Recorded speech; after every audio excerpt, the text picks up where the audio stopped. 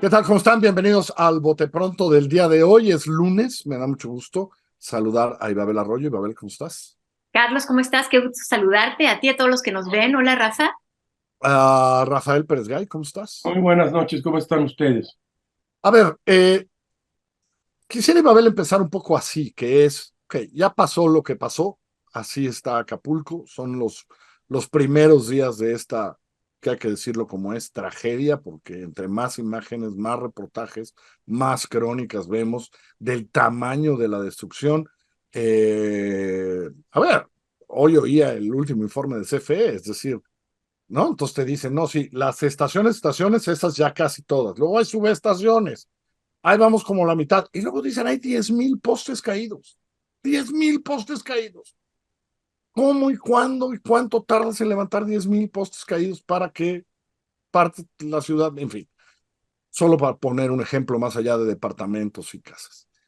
Ah, y más allá de todo el lío que se ha armado en términos de redes y mentiras y no mentiras y verdades.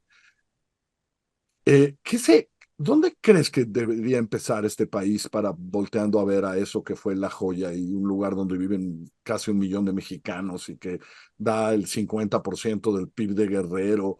No, me cuesta trabajo ver dónde, cómo, ¿no? En fin, iba a ver, arranca.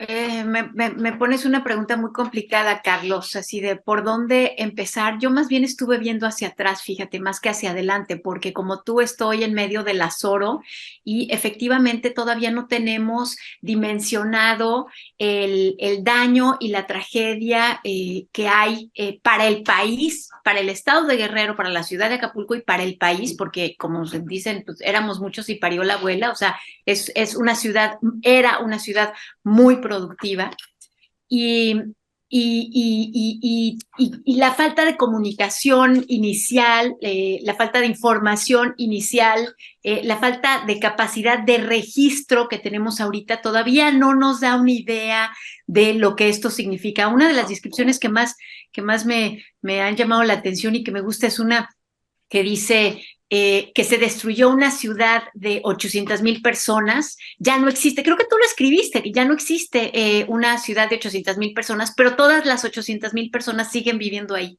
Entonces, híjole, es muy fuerte. ¿Tú lo escribiste? Ya no sé. No, no, no, no, no, El no te caso es digo. que fui para atrás y me puse a ver, bueno, pero hemos estado diciendo que esto, o sea, ya nos ha pasado, o por lo menos que somos un país que sabe que tiene un territorio vulnerable.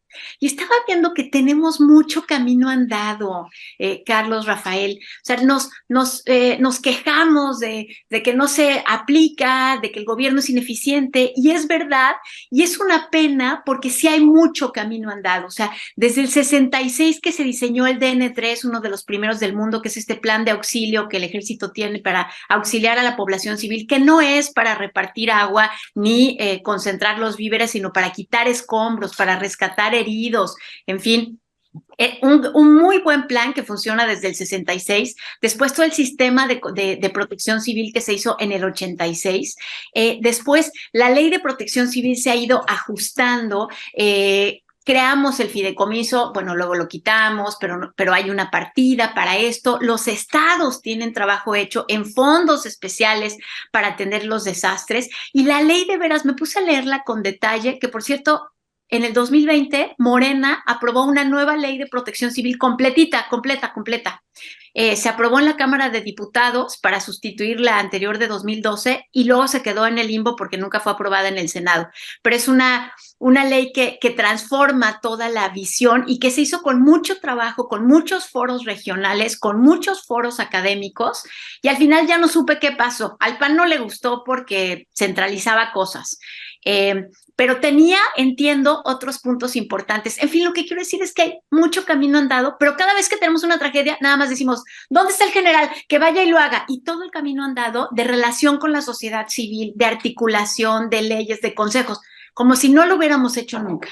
Bueno, yo como ustedes, perdónenme, he seguido con estupor las imágenes y las noticias de esta enorme tragedia que ha arrasado a la ciudad de Acapulco, y me gustaría detenerme al menos en dos aspectos. El primero de ellos, un poco respondiendo a Ibabel, es que el tamaño del huracán Otis atrajo un desastre que muy difícilmente hubiera podido evitarse. Creo que tenemos que decirlo así. Ya sé que un día antes en el sistema de huracanes de Miami dio la noticia, no habría sido posible un huracán 5 que entra directamente a una zona habitada y a una enorme zona hotelera, ocasiona los daños que ocasionó. Y más arriba, no en el Acapulco de lujo, sino en el Acapulco de los pobres, hizo muchos más estragos. Primero nos iremos enterando día a día de los muertos que se van sumando, de la tragedia de los muertos, porque inevitablemente la destrucción que nosotros vemos en las imágenes es una destrucción en donde había personas, en donde había gentes. Desgraciadamente, creo, aumentarán de un modo alarmante la cantidad de víctimas de este huracán.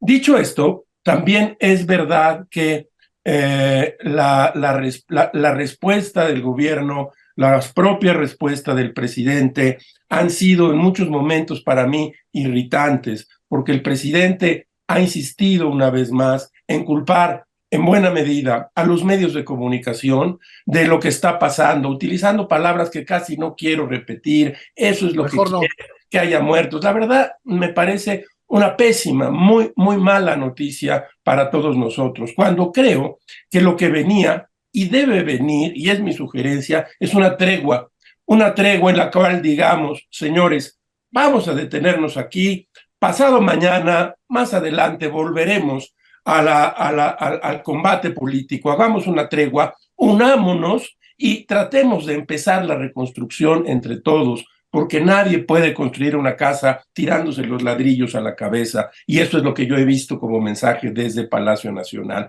Una tregua, señor presidente, por el momento. Los periodistas hacen su trabajo, el gobierno hace el suyo y hay una tregua. Sin esa tregua, no solo vamos a seguir padeciendo esta desgracia, sino que tardaremos mucho más tiempo en ver cómo se recupera. Son 6,000 millones de pesos de derrama, lo que se esperaba entre hoy y el 31 o el 2 de enero del 2024. Eso se acabó, no hay más. La gente, el desempleo, la gente que trabaja ahí, esos 800,000 personas de las cuales tú hablas, Ibabel, siguen dentro porque no todos, ¿qué digo? No todos, no van a poder salir, de modo que lo que viene puede ser verdaderamente aterrador, más todavía que el desastre, porque viene la hambruna, vienen las enfermedades, viene la violencia, viene un momento infernal. Y yo creo que en los próximos meses la migración, ¿eh? Es decir, mucha gente que va a decir, perdón, en diciembre, a ver, te lo decían restauranteros, hoteleros y por lo tanto mucha gente te decían, en diciembre es nuestra temporada, hacemos el ahorrito para vivir de enero, febrero, marzo, abril, ¿no? Sí, claro. Es decir, ¿no? Porque pues no, en febrero pues ya nadie iba a Acapulco, pues, ¿no? En marzo. Lo que también vamos a ver es gente diciendo, uy, a ver si en Chilpancingo, Ciudad de México, o tal o cual, y dónde agarro y qué agarro. Es decir, vienen muchos fenómenos, Ibabel, en el tiempo, pero eso, pensando que hay una tregua, me encanta cómo lo pone Rafa, y alguien se pone a pensar cómo empezamos poco a poco a reconstruir, que no va a ser rápido, y no va a ser fácil, y no va a ser barato, pero por lo menos dar esperanza de cómo rehacemos el puerto para que vuelva a vivir pronto, ¿no? Y fíjate que sí, tienes razón, Carlos. Rafael ha dado en el clavo con esto de la tregua, porque además esta desconfianza que hay también hacia el ejército ya y la desconfianza que hay por parte del gobierno federal hacia las organizaciones civiles no permite que se pueda trabajar de manera conjunta, porque efectivamente tiene que haber una coordinación. O sea, no, a veces las organizaciones civiles, perdón, pero estorban, porque a lo mejor no se necesitan en ese momento latas de atún y están saturando la carretera, por ejemplo, y tiene que haber alguien que esté viendo el panorama completo, que puede ser o el Consejo, que por cierto no sé si No, se ha y convocado. en estos días en el plan DN3 siempre ha sido el ejército. Lo fue Sí. con nosotros, huracanes, y lo ha sido siempre. Siempre, Ellos No tienen. debe de siempre lo ser, hace. porque el ejército tiene que estar o sea, subordinado al Consejo Nacional de Protección Civil, en el que estén también los de las entidades federativas y los secretarios de Estado y el presidente, que además el presidente en ese caso es el que lidera los esfuerzos. Pero, a ver, es que ustedes han leído el plan de N3, es buenísimo, pero es un plan de ingenieros. O sea, 5 van para arriba, 4 van para abajo, 25 tienen que estar en este lugar y 4 empiezan a quitar los escombros. Es un plan perfecto de ingenieros que no contempla a la población, a los medios de comunicación, a las organizaciones civiles. Es un plan perfecto para que alguien más esté viendo el bosque naturalmente y diga, a ver, entonces el ejército que les diga ahora a los que vienen en la carretera queriendo traer víveres que lo lleven o no lo lleven por este lugar. Eso medianamente, digamos, que está pasando, porque los que llegan ahí, ¿no? El ejército es el que reparte. Pero a mí me preocupan los próximos meses y años, realmente, Sí, ¿no, Rafa? Es decir, sí. porque a lo mejor hay un hotelero pequeño que dice, espérame, ¿cuánto? No estaba yo asegurado. Nadie, muy pocos. Pues a lo mejor lo doy por perdido en vez de volverle a meter dinero, porque yo no sé si el hotel de al lado le va a meter dinero, y no sé si el otro restaurantero le va a meter dinero, y no sé si van a llegar turistas, entonces, ¿no? Ahí es donde tienes que dar los estímulos para que suceda, ¿no, Rafa?